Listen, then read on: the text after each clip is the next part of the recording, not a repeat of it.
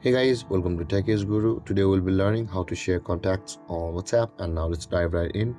Now to share contacts on WhatsApp, first open up your WhatsApp on your phone.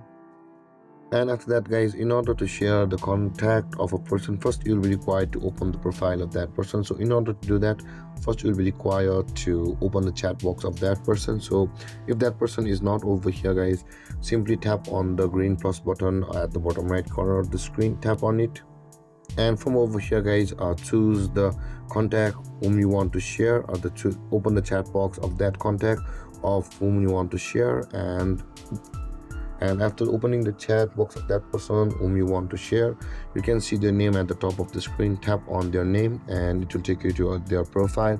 Now in order to share this contact to someone, at the top right corner of the screen you can see the three dotted icon. Tap on it and there is the share button available for us. Tap on share and you will be able to choose the person to whom you want to share the contact. So tap on that person to whom you want to share the contact, and after that tap on the green airplane icon at the bottom right corner of the screen, and that contact will be shared on WhatsApp.